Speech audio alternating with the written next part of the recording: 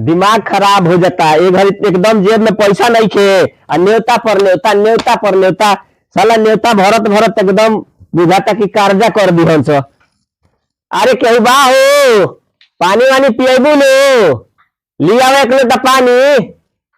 आ सुनाता जिया तर लोग के मर गई लो।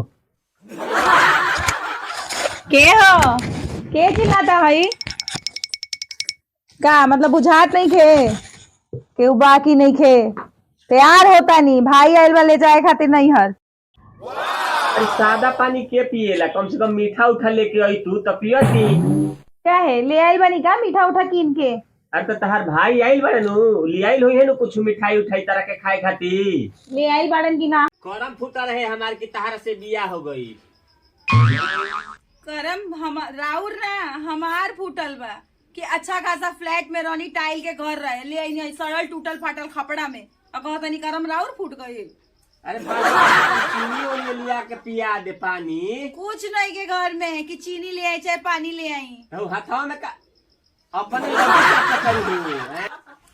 तो का रउआ के दे दी हमार भाई ले आइल बा अतना शौक बा तो ले आई कीन के पानी के साथ हो भी लिखाए खातिर। तो वही लड्डुया में से हमरो के दे दे पागल, हित तो हमरो हो। सार लगी है हमार सार। लड्डू ले आइल बा तो सार लगी है, खाली हाथ आई है तो खाली हाथ आ गई कैसे लंगटे के घर के बड़न लड्डू खिया दी रउआ के। साचो ड्रामा मेहरारू बिया दादा, ऐसा मेहरारू तो हम जिंदगी में ना देखनी हो। देखबो ना करे ऐसन मेहरारू एके 20 बनेले भगवान ओकरा बाद बनैबे ना करेलन। जो मिठाइये ले आइल बड़े वही में से लिया के तनी हमरो के दिखाओ कम से कम कैसन ले आइल बड़े। क्या है देख के पेट भर जाई। एक का पेट भरी एगो खा ले हम दूगो और का। जा डार्लिंग जा ले आओ।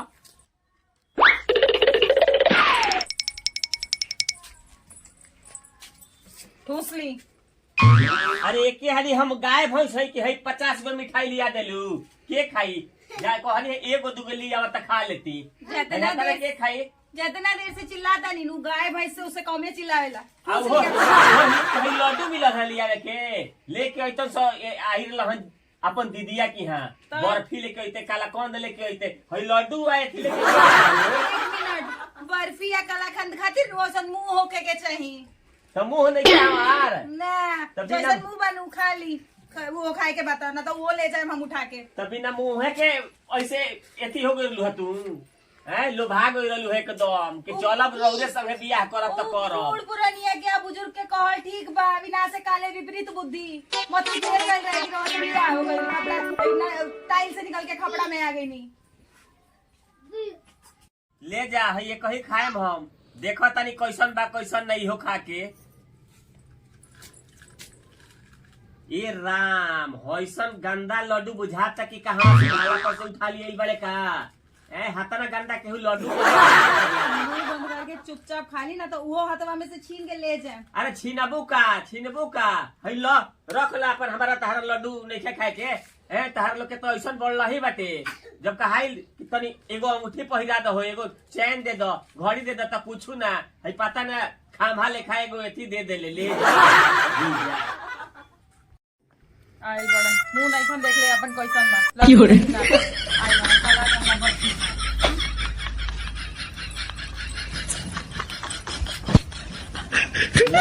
अब आ गई दीप माथा पर बैठा रही है अब। अरे अब बोलबो करबो कि मुंह लटकले रहबू पूरा घोपड़ा से हो का ना बोलबू का। अरे मुंह हो तरु हो जैबू ना का दांतो पिसतरी खाई का रे। ढेर मत बोली चुपचाप पैसा दिए हमरा के निकाल के। अब मारा देख के हला पड़नो के मुंह उल्टा हो जाई होने मुंह पैसा कौन चीज के नैहर जाता नहीं पैसा ना देम का ऐसे तो लग नैहर जाता रू तो अपना घूमे ऐश करे खातिर जाता रू हमारा खातिर जाता रू जाओ जुगुआ तहार भाई आइल बड़े खर्चा ना करी है। खर्चा करिए अपना घरे ले जाके हमारा अपन खर्चा ना होला का पैसा रहुआ देम हमरा के। पैसा वैसा नहीं खे हमार लगे ठीक बा तो का नया बेहतर कर ली पैसा खाती तू बकवास ना कोई नहीं ठीक बा जाए के बाद तो जा कितना पैसा चाहिए तारा दी 10,000 ले हमरा के।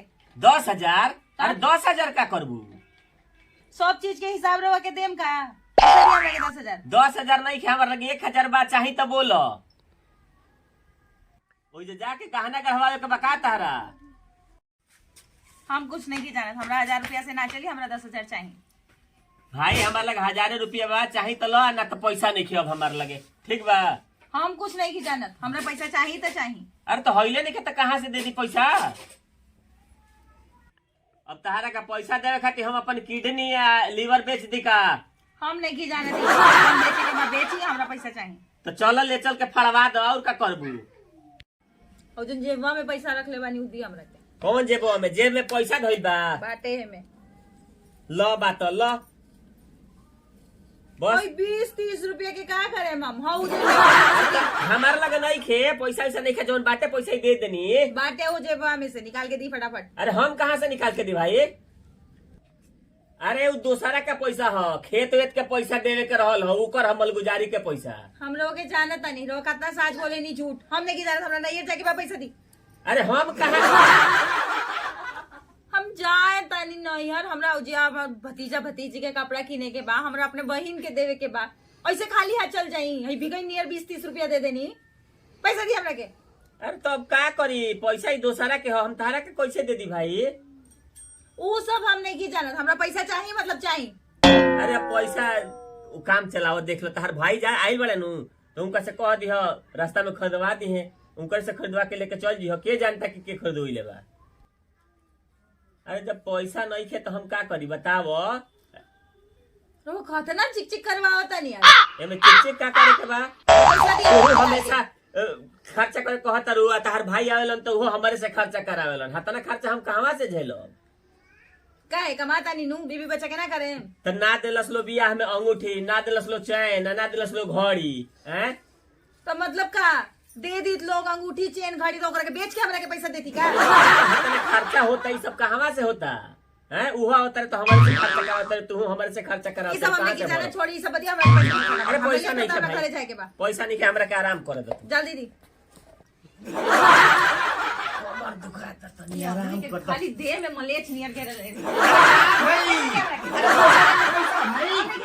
अरे मत निकाल दूसरा के पैसा। अरे पागल, दूसरा के पैसा। इतना पैसा लेके पैसा नहीं अरे तो ही पैसा दूसरा के है हमारा टेस्ट दे।